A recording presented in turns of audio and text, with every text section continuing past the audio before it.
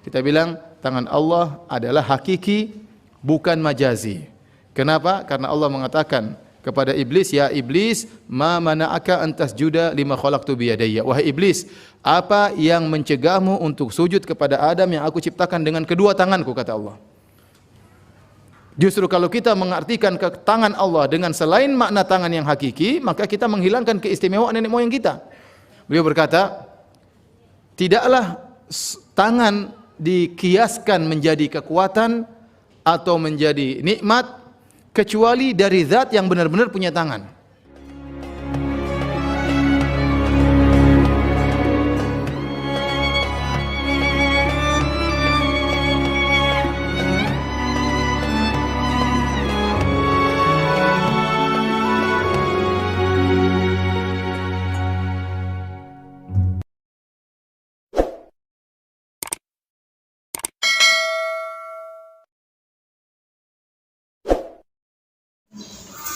Di antara konsep akidah yang dibangun oleh Ibnu Taimiyah yang kemudian diadopsi oleh Muhammad bin Abdul Wahhab adalah tauhid asma wa sifat.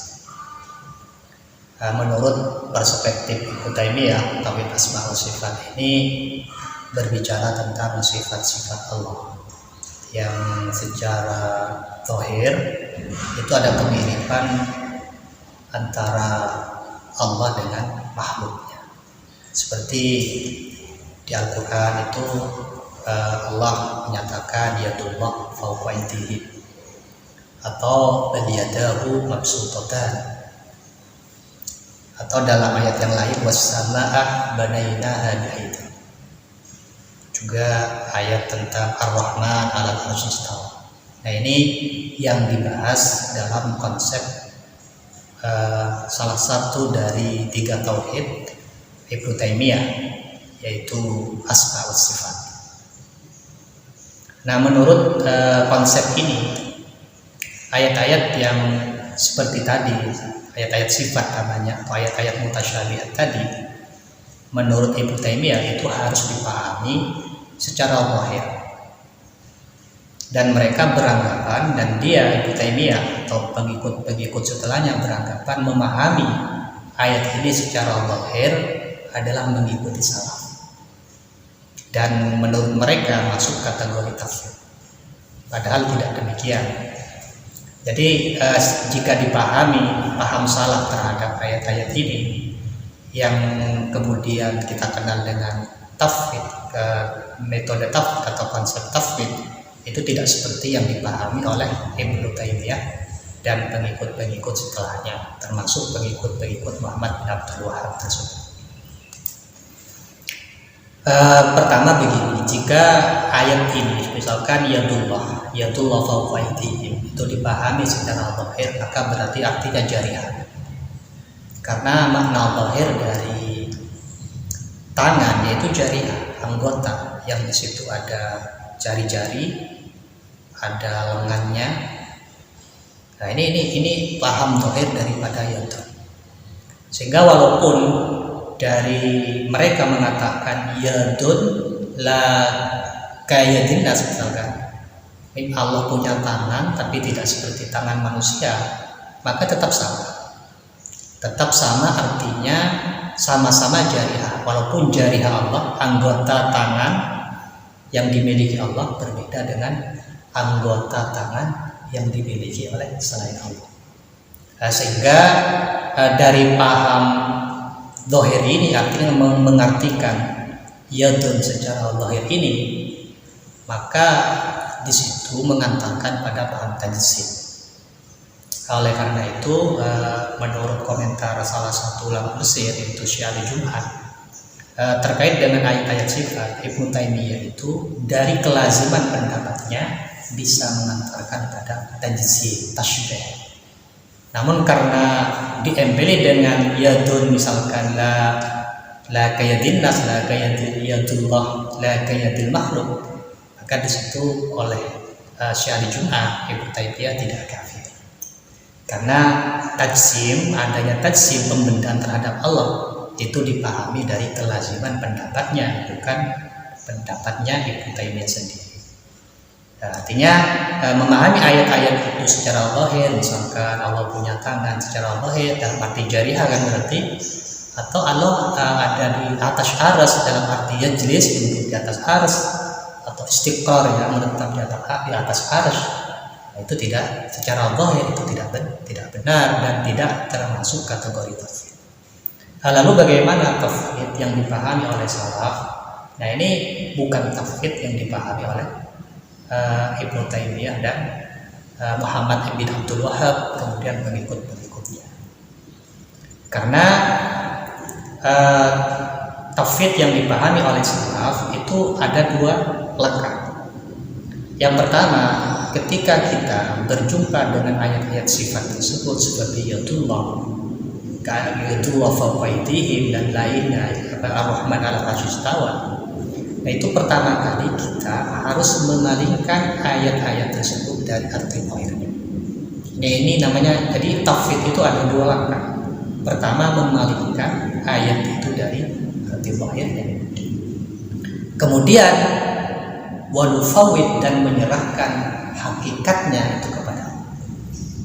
Nah, jadi ketika sudah ayat itu diartikan secara zahir berarti jarihah, walaupun bukan anggota seperti anggota manusia, tetap saja itu namanya ada tasybih, ada pembendaan kepada Allah, ada tajsim, pembendaan. Oleh karena itu paham yang benar tentang tafwid itu pertama kita memalingkan ayat itu secara zahir. Kemudian setelah itu nufawwid ma'naha al-haqiqi, memahami, memasrahkan pemahamannya secara hakikat itu kepada Allah. Itu yang dimaksud dengan tafwid. Sehingga di sini dari konsep asma wa sifat yang digagas oleh Ibnu Taimiyah itu kemudian dibawa untuk apa? Dibawa untuk mengkafirkan orang-orang yang mentakwil. Padahal tafwid dengan takwil itu sebenarnya sama-sama manhajnya sama. Hanya saja yang mendominasi adalah melakukan tafwid ya, yang mendominasi itu tafwid. Namun tafwid tidak seperti tafwid yang dipahami oleh Ibnu Taimiyah dan pengikut-pengikutnya. Jadi dalam paham Ahlus Sunnah wal Jamaah terkait dengan ayat-ayat sifat itu ada dua manhaj, ada dua metode. Pertama metode tafwid, kedua metode takwil. Langkahnya sama-sama dua langkah. Pertama, dalam metode tafwid kita memalingkan ayat itu dari arti zahirnya, karena arti zahir ayat itu adalah al-jarihah, anggota ketika berkaitan dengan tangan. Kemudian arti zahir dari Ar-Rahman 'alal 'arsy istawa itu yang jadi duduk. Itu ketika dalam ayat Ar-Rahman 'alal arsy istawa, artinya Allah bertempat, maka itu dipalingkan dari arti zahirnya pertama. Kemudian makna hakikinya dipasrahkan kepada Allah Subhanahu wa taala. Ini yang tidak dipahami oleh Ibnu Taimiyah dan pengikut-pengikutnya, sehingga mereka dari kelaziman pendapatnya itu mengatakan pada tajsim, walaupun seperti misalkan hari Jumat tadi itu tidak mengkafirkan karena tajsim itu dari kelaziman pendapat. Kemudian yang kedua dari madhab salaf itu dari madhab salaf itu adalah takwil. Namun takwil ini sedikit yang menggunakan dari orang-orang salaf, sehingga kemudian takwil ini lebih identik kepada khalaf dari ahli sunnah, ulama khalaf dari ahli sunnah. Dan langkahnya sama dua kali. Pertama, memalingkan ayat itu dari arti zahirnya, kemudian menjelaskan artinya. Misalkan yadun itu dipalingkan dari arti zahirnya, kemudian menjelaskan seperti dalam ayat wassama'a banainaha bi'aidin, itu maksudnya biquwwatin. Jadi Allah membangun langit itu dengan kekuatan Allah.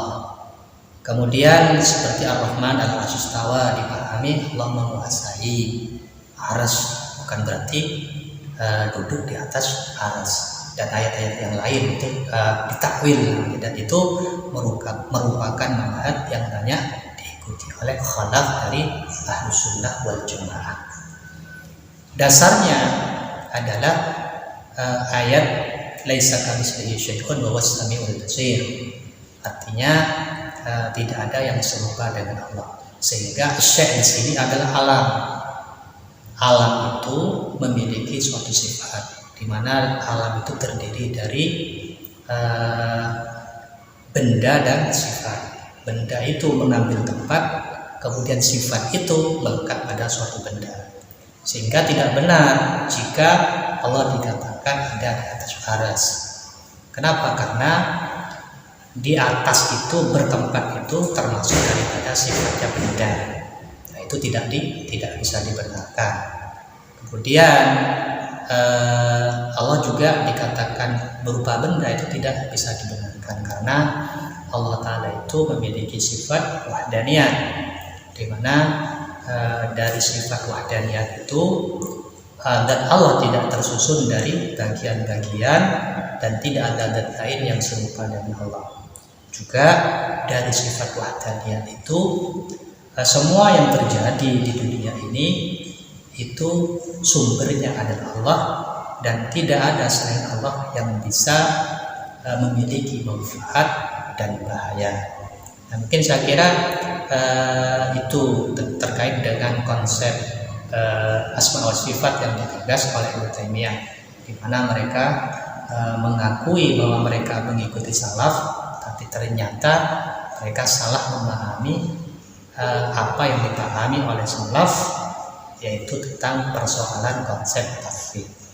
Jadi tauhid itu seperti yang saya jelaskan tadi, tidak pertama memalingkan dari arti zahirnya, kemudian menyerahkan makna hakikinya kepada Allah. Saya kira itu salah satu kerancuan berpikir tentang konsep asma wa sifat yang digagas oleh Ibnu Taimiyah, kemudian diikuti oleh Muhammad bin Abdul Wahab dan pengikut-pengikutnya hingga sekarang. Terima kasih.